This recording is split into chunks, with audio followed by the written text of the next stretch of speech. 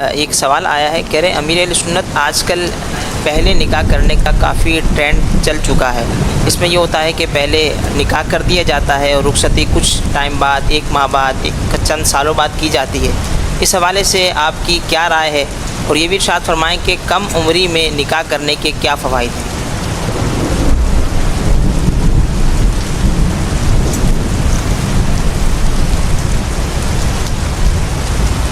نکاح کے بعد رخصتی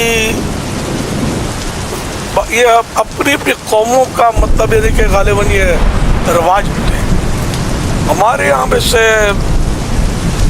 میں نے جو نوٹ کیا وہ یہ کہ نکاح کے بعد فوراً رخصتی ہو جاتی ہے۔ یہ تو مجھے بہت بعد ابھی چند سال پہلے پتہ چلا کہ نکاح اور شادی دو الگ الگ سلسلے ہیں۔ یہ میں اپنی بات کر رہا ہوں کہ ہم تو شادی مبارک ہی بولتے تھے، تو نکاح اور وہ پھر رخصتی سیم ڈے۔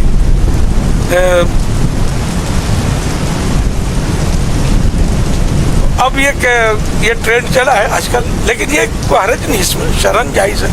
بلکہ حضرت بی بی عائشہ صدیقہ رضی اللہ عنہا کا نکاح ہوا، اس کے کچھ عرصے کے بعد ہی رخصتی عمل میں آئی تھی۔ تو یوں مطلب کوئی اس میں شرعاً تو قباحت نہیں ہے، لیکن یہ اب جو دیکھا جا رہا ہے نا وہ یہ کہ نکاح کر کے پھر فریقین جو ہیں بعض اوقات ایک دوسرے کو یا تو قصداً لٹکا دیتے ہیں یا خود لٹک جاتے ہیں اپنے رسم و رواج کی وجہ سے، کہ پیسہ نہیں ہے تو یوں بھی کرنا پڑے گا، یہ بھی کرنا پڑے گا، تو یہ بھی ہوتا ہے۔ ویسے اب میں بولوں اس میں ظاہر ہے کہ شرعاً تو دونوں صورتیں جائز ہیں، کہ نکاح کے بعد رخصتی ہو جائے فوراً تو بھی درست ہے، کچھ اگر وقفہ ہو جاتا ہے تب بھی جائز ہے۔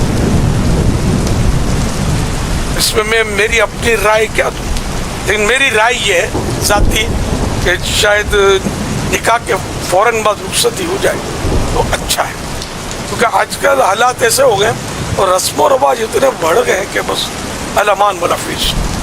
اب نکاح کے بعد جب تک رخصتی نہیں ہوتی اس کے اپنے رسم و رواج ہوتے ہیں، اور اس میں جو پستا ہے نا وہ لڑکی والا فریق یہ زیادہ پستا ہے۔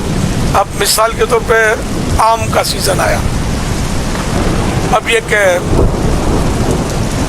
بہترین آم، اب وہ پتہ نہیں کتنی پیٹیاں، وہ بھی اپنی اپنی قوموں کا رواج ہوتا ہوگا، تو اتنی پیٹیاں آم کی ہونی چاہیے، تو بھائی فلاں موقع آیا تو اس میں اتنا ہونا چاہیے، عمرہ کیا تو اتنے گفٹ دینے ہوں گے، اگر حج کیا تو اتنے تحائف دینے ہوں گے۔ بعض لوگ اس وجہ سے، چلو عمرہ تو ہم سمجھے کہ فرض یا واجب نہیں ہے، قضا عمرہ واجب ہوتا ہے، لیکن ذرا وہ ایک صورت ہے اس کی جب قضا ہو، لیکن حج تو فرض ہونے کی صورت موجود ہے۔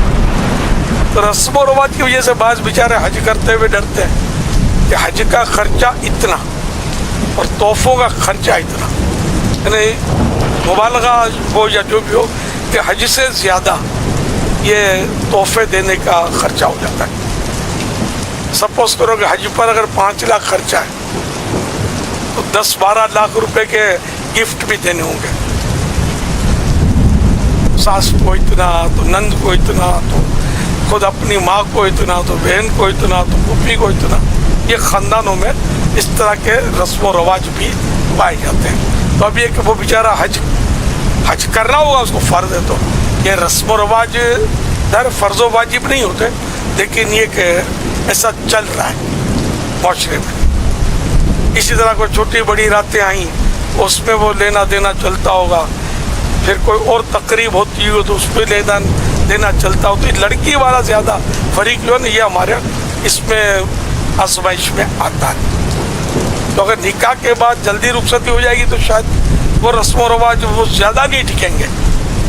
نکاح کے بعد بھی ٹکتے ہیں، شادی کے بعد بھی ٹکتے ہیں، جس کو اب مجھے پتہ چلا کہ شادی کیا اور نکاح کیا، پہلے میں ایک ہی سمجھتا تھا دونوں کو، اور شاید ایک ہی ہے۔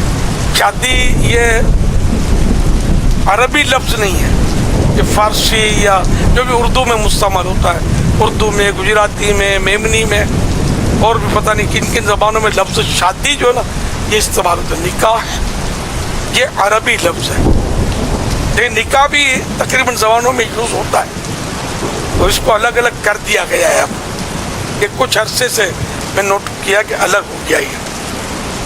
تو میں نے میرا انڈیا پوچھا گیا تو میں نے یہ کیا کہ نکاح کے بعد جلدی اگر رخصتی ہو جائے تو شاید بہت سارے رسم و رواج سے بھی نجات ملے.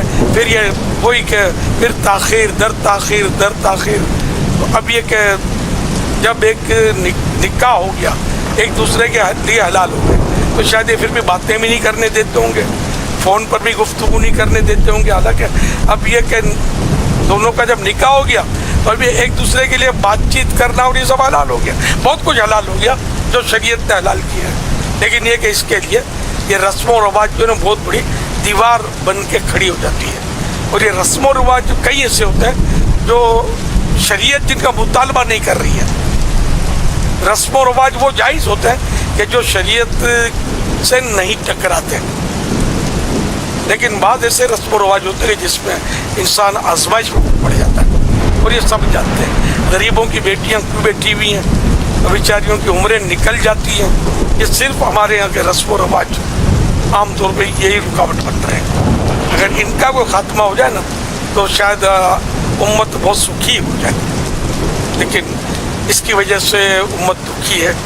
گناہ بھی بہت ہو جاتے ہیں اس وجہ سے، اور یہ سب سمجھتے ہوتے ہیں جو میں کہہ رہا ہوتا ہوں. سماجی ادارے بعض اوقات کمپین بھی چلاتے ہیں ان کے بڑے، لیکن جب ان کا نکاح ہوتے ہیں نا تو یہ بیچارے خود اس میں مبتلا بھی ہو جاتے ہیں. سب نہیں لیکن برعکس دنیا دیکھی بات یہ ہو جاتے ہیں. تو پھر یہ جہاں تک پہنچے تھے وہاں سے پھر ان کو ریورس گیئر لگتا ہے اور وہیں پہنچ جاتے ہیں جہاں سے یہ چلے تھے.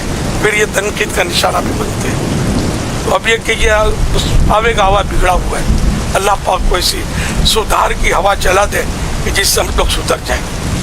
اپنے ہاتھوں کی کیے سے ہم مطلب سزائیں پا رہے ہیں اور دکھی ہو رہے ہیں. گناہ در گناہ در گناہ در گناہ ہو رہے ہیں. اس کی لڑکی بھاگ گئی، اس کی بیٹی بھاگ گئی، اس کی بہن بھاگ گئی، وہ لے کر بھاگ گیا. یہ واقعات ہوتے ہیں. یہ شریعت کے طے کردہ یا شریعت کے ہمیں ترغیب دلائے ہوئے اوقات میں نکاح رخصتیاں نہ ہونا یہ بہت بڑا سبب مجھے اس کا لگ رہا ہے.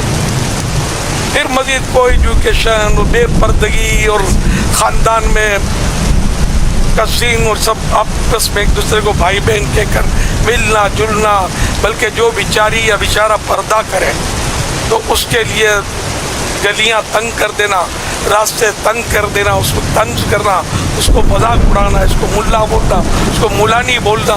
جیسے پردہ جو ہے یہ ملا یا مولانی کے لیے. قرآن اگر آپ پڑھیں تو آپ کو پتہ چلے گا کہ پردہ کس کے لیے.